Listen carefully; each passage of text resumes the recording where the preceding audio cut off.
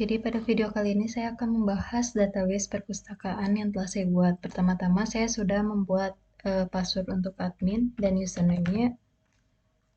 Ya, dimasukkan saja.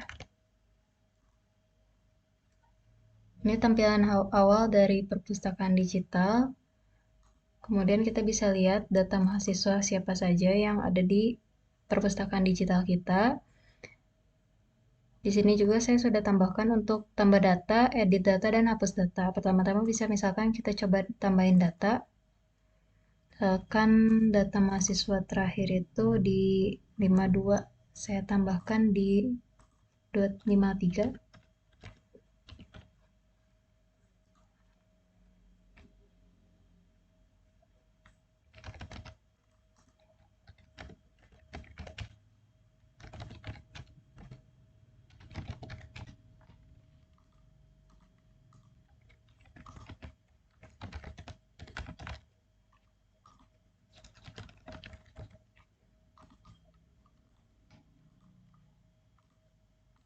Kita akan bisa lihat tampilannya. Tampilan datanya sudah bertambah. Sekarang ada NRP 2072053 dengan nama Amir.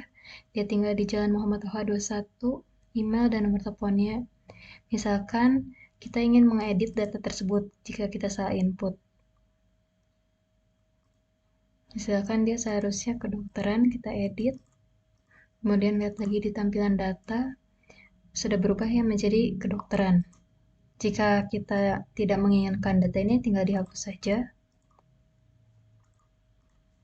Jadi ketika tampil sudah tidak ada ya datanya.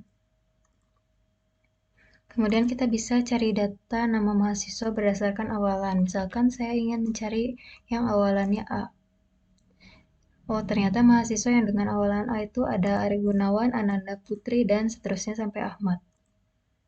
Bisa juga dari nama lengkap, misalkan seperti ini, supaya bisa melihat datanya tinggal di mana, emailnya apa, teleponnya berapa, dan NRP-nya, sekaligus program studinya.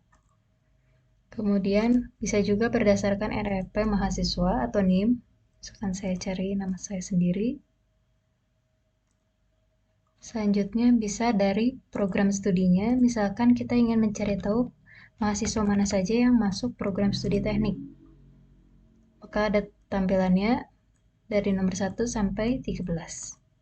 Ini juga bisa dibuat lebih spesifik, misalkan saya ingin mencari mahasiswa yang program studinya teknik sipil. Tinggal dieksekusi saja, teknik sipil.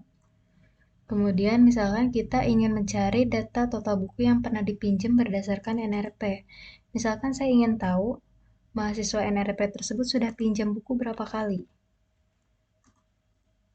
Bisa dilihat, oh total bukunya ada 7. Kemudian ini juga ada tampilan petugas. Petugas sama aja, ada tambah, ada edit dan hapus. Kemudian bisa juga mencari awalan petugas. Selanjutnya kita bisa mencari data berdasarkan ID petugas dan tanggal masuk. Misalkan kita tidak tahu ID petugas itu ada ID apa aja, kita bisa ketik dengan tulisan O, dan tanggal masuknya misalkan hari ini. Kita ingin mencari hari ini adakah yang masuknya hari ini. Oh, ternyata ada. Dengan petugas sekian, gaji sekian, dan bonusnya sekian. Kemudian ada juga buku, data-data buku, jadi kode bukunya berapa, judul bukunya apa, nama pengarang, tahun terbit, harga buku, ID kategori, ID penerbit, dan stok. Di sini juga bisa sama, bisa tambah data, edit, ataupun hapus. Seperti ini. Kemudian kita misalkan ingin mencari data berdasarkan judul buku. Misalkan buku yang kita cari adalah buku sains. Untuk mengetahui siapa pengarangnya, tahun terbitnya kapan, harga bukunya berapa, dan stok yang kita miliki itu ada berapa, bisa muncul di sini. Kemudian kita juga bisa mencari data jumlah buku yang telah dipinjam. Misalkan saya nggak tahu ID-nya apa, ketik saja oh, nanti kita bisa lihat, oh buku ini tuh laris ternyata karena dia sudah dipinjam sebanyak 8 kali dibanding buku-buku lain. Ini bisa menjadi sebuah referensi untuk sebuah perpustakaan untuk menyediakan buku mekanika mesin lebih banyak karena sering dipinjam.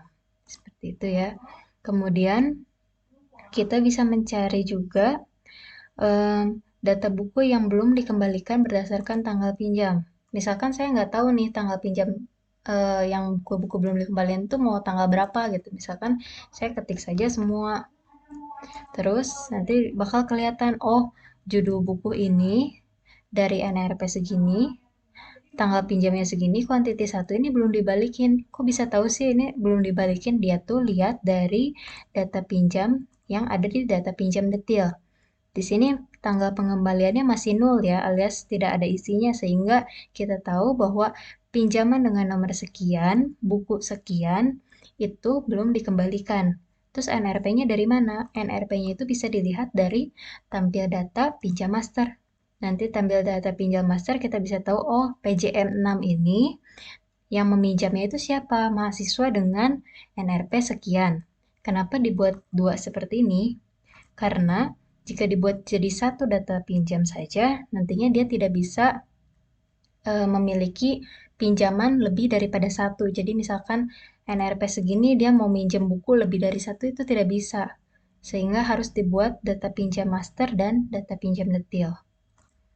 Kemudian bisa dilihat juga dari data kategori. Kita ingin tahu kategori apa aja yang ada di perpustakaan kita. Misalkan ada bibliografi, ensiklopedia, majalah, jurnal.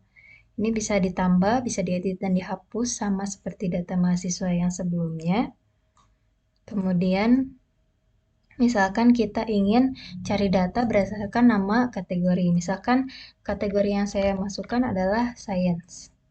Oh, saya tahu nih kategori Science dengan ID kategori segini ada di rak mana? Ada di rak nomor 6. Kemudian, kita juga bisa berdasarkan ID. Misalkan kita belum tahu nih, ketik aja all dulu. Nanti misalkan, oh saya cari rak tentang matematika. Ini tinggal di copy aja, terus di paste di sini. Kita tahu di rak 6 ini ada kategori apa aja, ada astronomi, biologi, fisika, kimia, matematika, dan sains. Kemudian ada data penerbit, kita bisa lihat ID penerbit segini, namanya penerbitnya siapa, alamatnya di mana, ini bisa ditambah-tambah juga. Kemudian kita bisa cari data nama penerbit, misalkan saya ingin mencari data tentang Gramedia. Oh, Gramedia itu beralamatkan di Jalan Palmerah Barat nomor 29. Ini bisa ditambahkan kolom nomor telepon juga dan lain-lain, bisa diatur sesuai kebutuhan. Kemudian kita juga bisa cari tahu bahwa penerbit mana tuh udah menerbitkan berapa banyak buku yang kita miliki. Misalkan Gramedia. Kita bisa lihat bahwa nama penerbitnya Gramedia Pustaka Utama, stok yang kita miliki itu ada 9 buku. Kemudian data pinjam, seperti yang tadi saya bilang, data pinjam itu dibagi menjadi dua, yaitu data pinjam master dan data pinjam detail. Ini ID pinjamnya, ini tanggal pinjam, NRP, siapa yang pinjamnya, dan ini juga petugas yang memasukkan atau menginputkan pinjaman tersebut itu siapa aja. Cukup tuliskan ID saja supaya tidak terlalu ribet. Terus tampilin data detailnya. Jadi detailnya itu kita tambahkan sequence sebagai primary key dan ID pinjam ini sebagai foreign key untuk ke data pinjam master dengan kuantitinya berapa, tanggal pengembaliannya kapan. Jika mahasiswa tersebut mengembalikan buku, dikosongkan saja, dinolkan seperti ini. Juga dendanya seperti itu.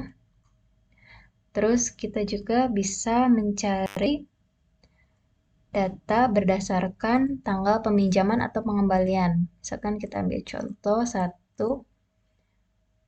Ini yang pengembalian ya. Dia bisa kita tahu bahwa oh ID pinjam segini, dia minjemnya kapan, NRP-nya berapa, nama mahasiswanya siapa, buku yang dipinjamnya apa, dengan berapa banyak kuantiti. Kita tahu oh dia kembalinya tanggal sekian. Kemudian kita juga bisa mencari data denda berdasarkan NRP mahasiswa. Misalkan kita pengen tahu nih mahasiswa mana yang masih mempunyai denda dan belum membayar. Jika sudah membayar, bisa dinolkan saja. Misalkan kita eksekusi all, oh NRP segini dengan nama mahasiswa ini, dia memiliki denda sekian. Kemudian data log ini digunakan untuk nampilin data, jadi siapa saja yang menginput dengan keterangan apa dan kapan. Jadi misalkan, oh dengan laptop ini laptop yang saya gunakan, sehingga nama penggunanya ini akan berbeda-beda tergantung laptop yang mengeksekusi program tersebut. Kemudian ada tanggalnya, juga ada keterangannya. Misalkan keterangannya apa, dia menginsert tabel mahasiswa, NRP sekian, dan seterusnya. Kemudian kita juga bisa cari berdasarkan tanggal. Misalkan kita pengen tahu tanggal segini itu siapa aja ada yang rubah, ini berfungsi jika ada perubahan tabel atau apa. Jadi kita tahu siapa yang bertanggung jawab atas perubahan atau penghapusan dari tabel tersebut. Kita bisa eksekusi. Terlihat, oh tanggal 6 segini, sekian banyak orang yang merubah dan laptopnya siapa.